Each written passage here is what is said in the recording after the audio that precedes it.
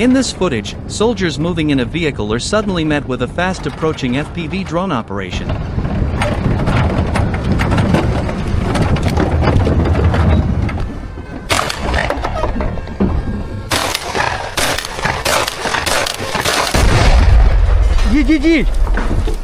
Is it really possible to say from this GoPro footage that a shotgun is more effective than automatic weapons against drones?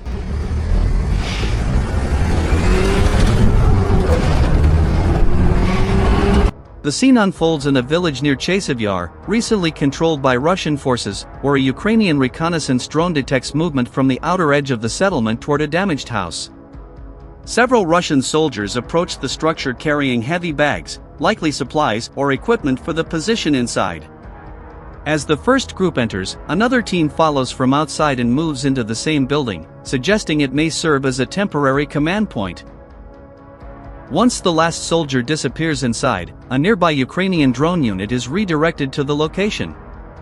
From above, the aircraft moves in slowly and carefully, aligning with a window opening on the side of the house. It then slips through the opening and enters the structure where the position is confirmed and the operation begins.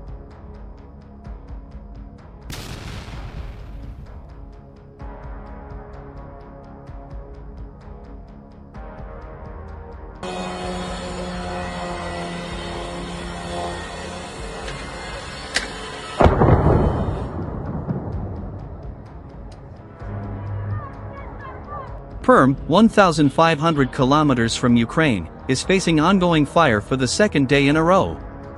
SBU's Alpha Special Operations Center carried out operations at the Lukoil Permnefteyorgsyntez refinery, one of Russia's largest with a capacity of nearly 13 million tons per year.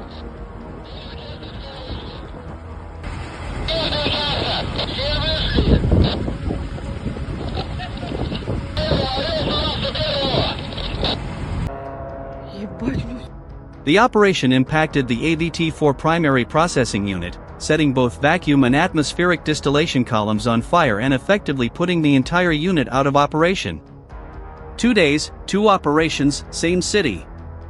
As of late March, Ukraine's drone campaign has reduced a significant portion of Russia's total oil export capacity.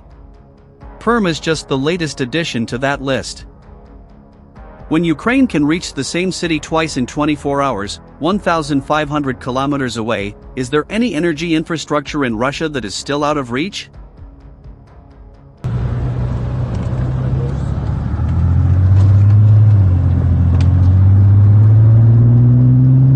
A reconnaissance drone is seen observing the area around Ukrainian positions when it spots a soldier trying to move back toward Russian lines, and as he runs across open ground he nearly falls while looking for cover, while the drone pulls back and continues to monitor his movement from a distance. Meanwhile, FPV drones equipped with fragmentation payloads are prepared and launched, and the soldier tries to move away on foot, at times even attempting to communicate with the drone and firing at it in an effort to stop it. As more drones begin to follow him, the pressure increases and he turns to fire again, realizing he cannot get away, and in the end a single drone closes in and completes the operation, bringing the pursuit to an end. The open terrain leaves him fully exposed with no place to hide, the constant tracking from above limits his movement options, and the coordination between drones shows a planned operation, as the situation quickly shifts from escape to survival, highlighting how difficult it becomes to evade once detected in such conditions.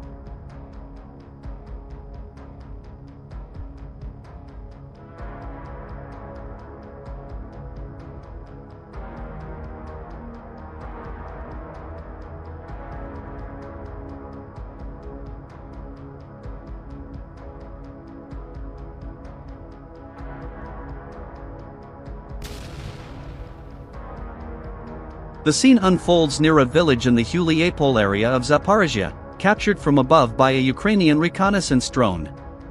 2 Russian soldiers are seen moving out from a house, likely preparing to shift toward the next phase of the operation.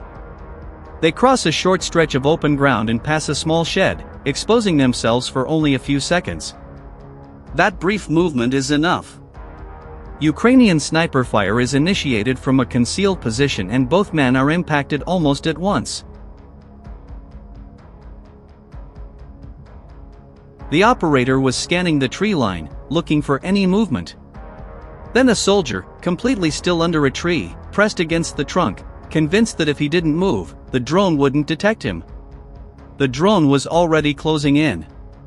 Standing still doesn't make you invisible, it just makes you easier to track. As the drone closed in, he tried to move at the last second, but it didn't make any difference. Why do you think he chose to stay completely still instead of running?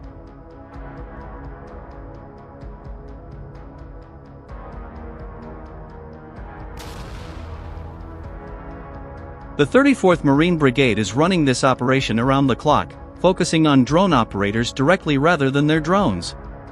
Is this the most effective way to protect civilian areas from aerial threats?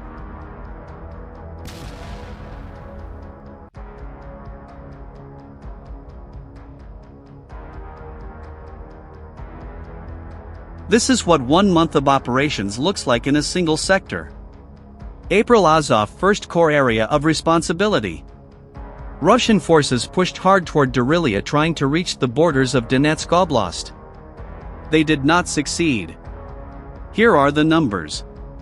1,723 confirmed impacts, 785 wounded, 2 tanks, 10 armored vehicles, 83 artillery systems, 4 rocket launchers, 492 vehicles, 1,351 fortifications and command posts, all affected or damaged. And what you are watching is how those numbers were built. Drone operations throughout April by the units of the 1st Corps and the Pelham Drone Battalion. Methodical, relentless month-long pressure. Russian commanders had plans to advance on the map. The Azov First Corps made sure those plans remained on the map.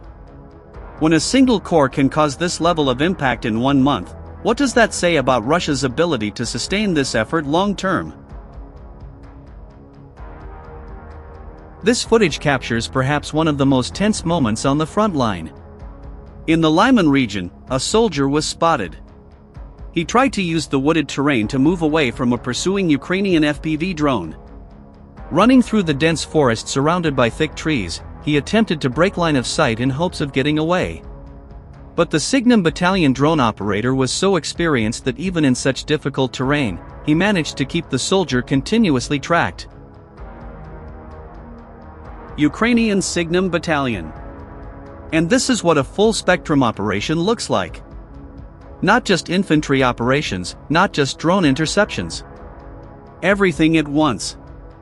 Russian soldiers observed on the ground, logistics routes disrupted, communication systems affected, vehicles disabled, and Russian drones intercepted before they can complete a single reconnaissance run.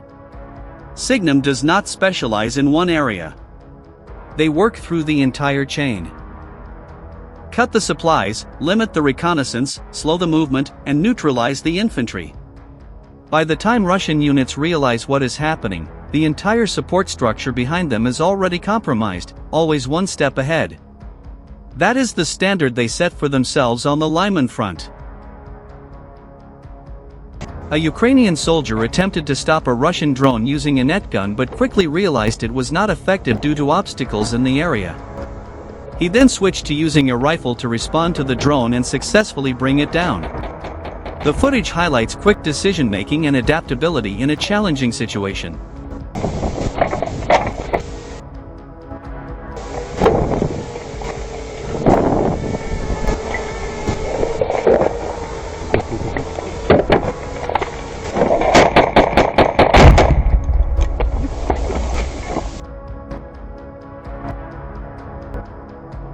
In this footage, a Ukrainian drone monitors a Russian engineering machine from above.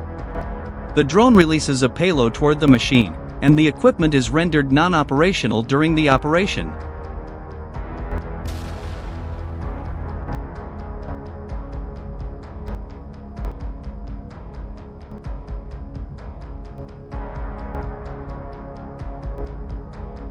First, a Ukrainian drone monitors a Russian soldier who tries to escape by running away. The drone follows his movement closely as he attempts to get out of sight. After a short time, another Ukrainian drone arrives in the same area. This time, 2 Russian soldiers are present and try to hide inside trenches.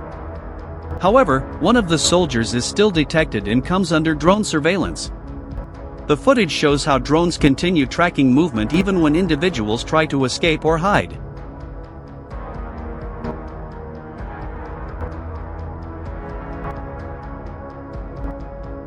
In Halyuka, a Ukrainian drone is used during an operation involving a Russian transport vehicle.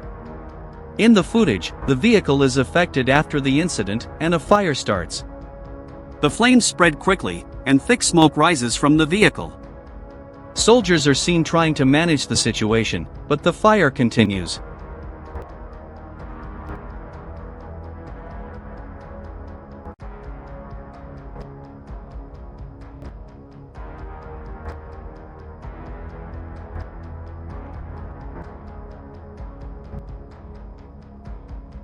Would you believe the USA Army left weapons in Afghanistan in the hands of the Taliban?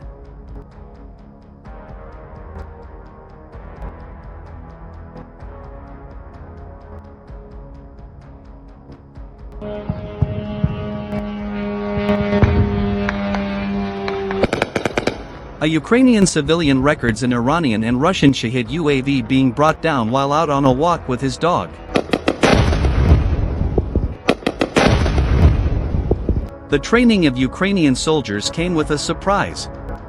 Many Ukrainian soldiers were training together when, by mistake, a device fell onto a car and the vehicle was damaged.